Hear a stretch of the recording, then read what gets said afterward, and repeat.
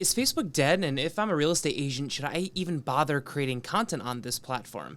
Hi, everybody. My name is Cole, and as somebody who has worked with real estate agents to help market their content and grow their social media followings, and also as someone who has worked at Facebook as a content moderator, I feel uniquely positioned to answer this question that everyone seems to be bringing up, which is Facebook dead? And should I even bother creating content on it when there are other newer platforms like Instagram, TikTok, and YouTube, and so on and so forth? So we're going to jump into why Facebook is not dead, and to the contrary, why it's an amazing platform to be posting content on, especially if you're in real estate. And I'm going to dive into 5 different reasons why it's an amazing platform to use and something that you should be adopting if you're not already using it to market your brand and your content to your target demographic. So let's jump right into it. The first reason why I highly recommend the real estate agents that I work with, and anybody who I'm just talking to or coaching or providing advice to, the first big reason why I highly recommend Facebook as a marketing platform is because of groups, okay? Groups are something that's pretty much uniquely provided on Facebook. There are other forms of it on other platforms, but honestly, groups is the best kind of iteration of this technology out of all the social media platforms that are out there right now. So essentially, when you're on Facebook and you join a group, it's essentially like a page for a topic, but it operates very differently from like a standard, Facebook page. And I have a lot of real estate agents ask me oftentimes, which is, should I have a page for my brand or should I use a Facebook group? And the answer is yes. You should be using both, honestly, and for different reasons. But specifically referring to Facebook groups, because there's not enough time to talk about all of this stuff in one video, the reason why groups are so fantastic is because it gives you a reason to get, or a way to get around the Facebook algorithm. I know a lot of real estate agents struggle with the algorithm, and it feels like Facebook is not showing your content to the people who you think might be interested in it. Now, algorithms are a whole nother discussion, but if you find it frustrating and you find the content that you're putting out there isn't getting the kind of distribution to the audience that you're hoping to get in front of, then groups are a great way to get around that, and especially for real estate agents. Look, if you're a realtor, you are hyper focused on one target area, one location, and you don't really care that much about outside locations, right? There are special cases where that's not always 100% true, but generally speaking, you're focused on your target demographic and your target market and nothing else, right? And so because of that, there stands to reason there's a lot of different groups that either you'll see existing or that could exist that are great ways to get in front of your audience in a less salesy, more authentic kind of way. A great example of this would be, let's say you have a location, you say, top parks in, Glendale, California, right? Or, the best fast food places or best mom and pop shops in this certain area, right? You can see how there are tons of different ways that you can start to create a group that will target your demographic in your area in a not salesy, not real estate way, right? And if you are the creator of this group, you're able to build this group, provide content, and utilize other people's content who join on because they're interested in learning about, what makes their area super cool or something along those sorts. And so you start to generate content for there, but you also have other people generating content. And what that can eventually become is a massive group with a huge following of people who are really interested in that subject, right? And you are the moderator, you're the creator of that group, so you can utilize that to then get in contact with those people, reach out to them, build a relationship as you should be doing as a real estate agent, and ultimately turn those prospective folks who are interested in that area, who live in that target demographic, into actual clients, right? That's something that doesn't really exist, at least to the extent that Facebook groups does, on any other platform. So we definitely want to be taking advantage of it. There's also, of course, the algorithmic benefits of not only is it an area where people are hyper-focused and are going to be interested in the content that's being posted there, but it also gets around the algorithm, like I mentioned before, and you'll notice that if you're a part of a group, you'll get notifications a lot faster than you would from just pages that you're simply following. And that's because Facebook understands that people are very interested in groups, so if they show a lot of group-related content to the folks who are members of that group, that is something that increases the chances of them staying on the platform, which ultimately makes Facebook more money because they can show them more ads. So it makes sense to utilize a group to get in front of that audience and either start to build a relationship, or you can start to kind of cold network with them. There are different strategies and different approaches you can take, but no matter what, Facebook groups is an amazing strategy and something that doesn't exist on any other platform, really.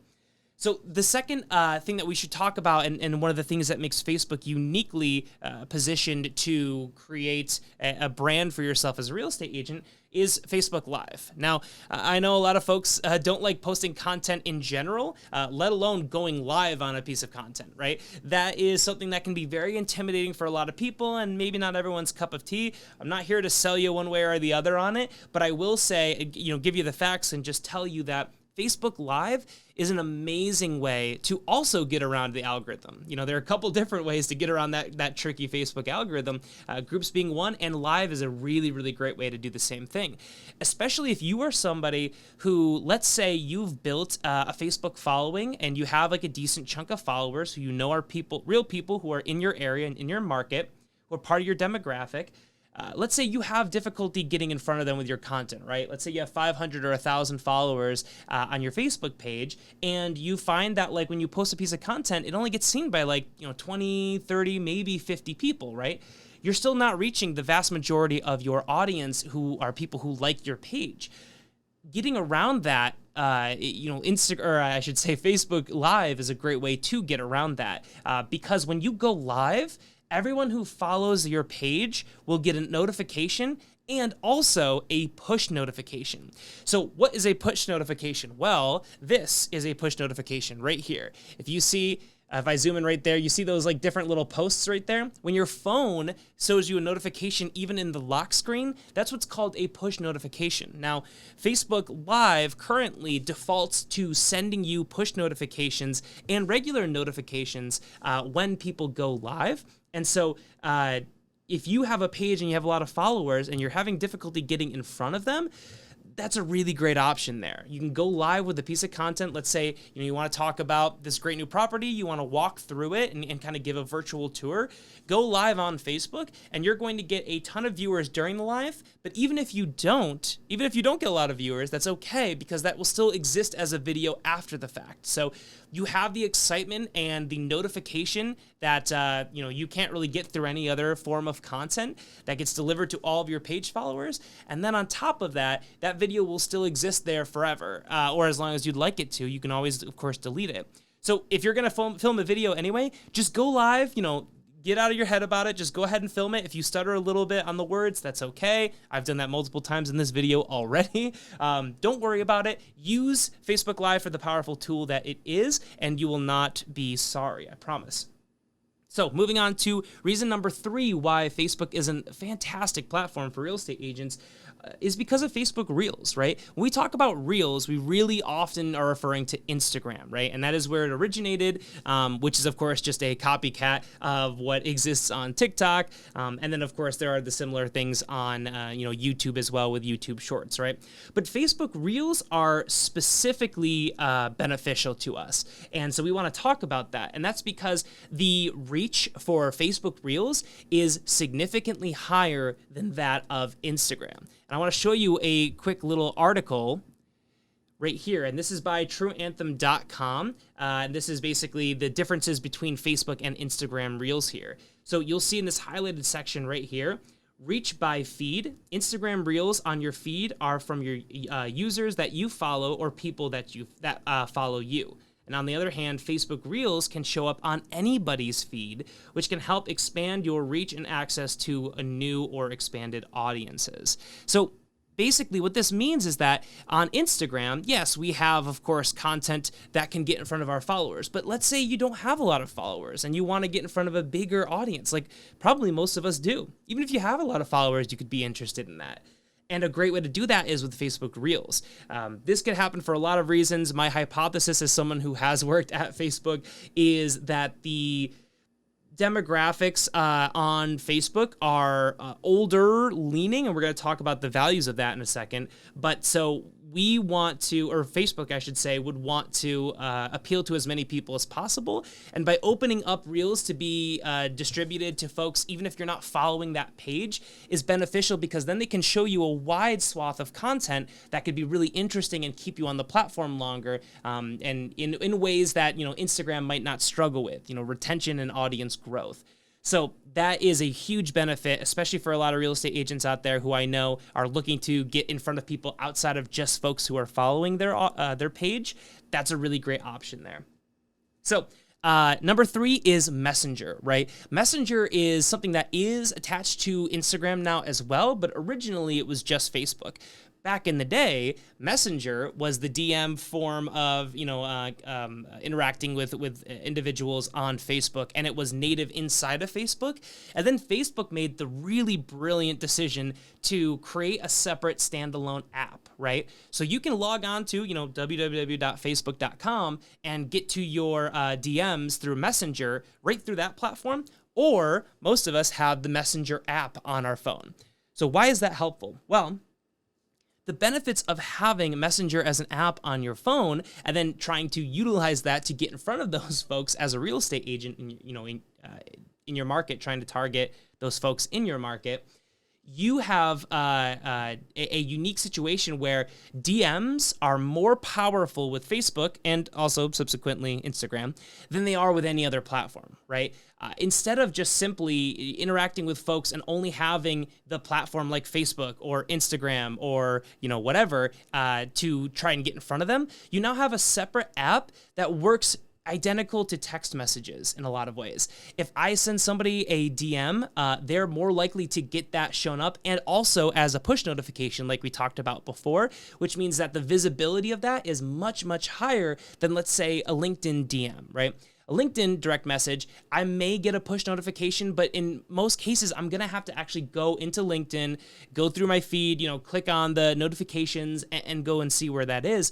Whereas you can interact with somebody, you can target them on Facebook, reach out to them through Messenger, and then all they have to do to see that message is to just click on the Messenger's app, just like they would with text messages, right?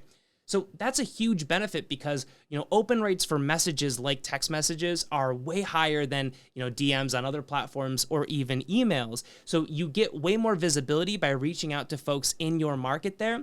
And if you're really, building a strategy that's really highly effective, you can, go live with your page to get more people to be interested in your content, more people to be notified of it. Then you can add them to a group and try to funnel people there where you can communicate with them more directly and one-to-one on a more frequent basis.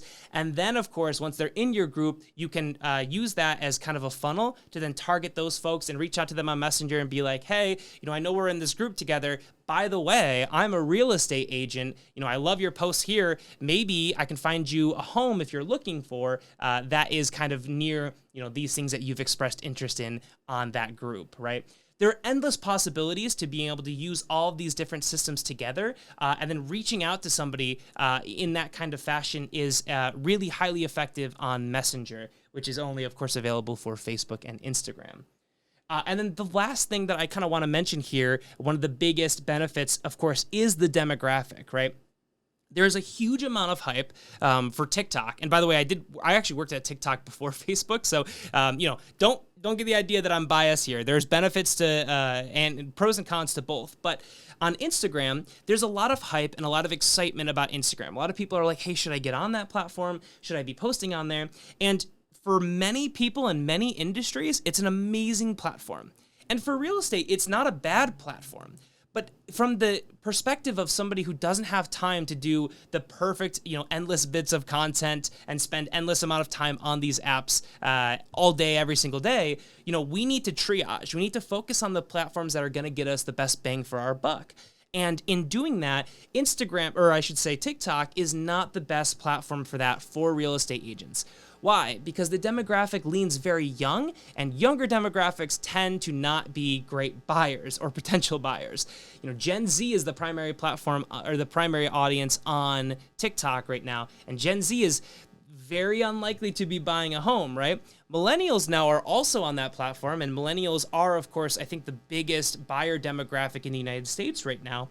but they're not in that platform as much as Gen Zers are, and they're still very heavy on Instagrams and the Instagrams of the world, and of course Facebook too.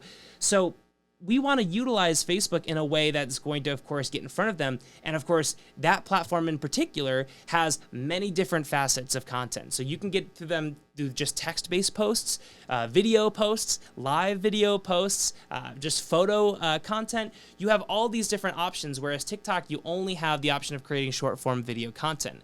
So on top of that, though, we do forget about baby boomers often and Gen Xers. Those are still demographics who are, possibly buying a house. Baby boomers definitely, could be downsizing or looking for really easy to handle property, being in the retirement age and kind of not wanting to put up with all of the, the blood, sweat, and tears of managing their own property.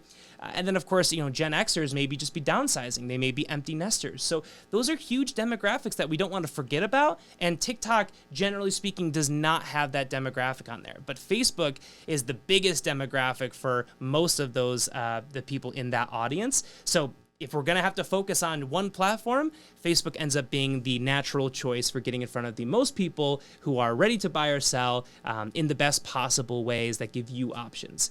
So guys, I hope this was helpful. Go ahead and leave a comment down below if you want to see more content like this, or if you have any questions, and I'll catch you on the next video.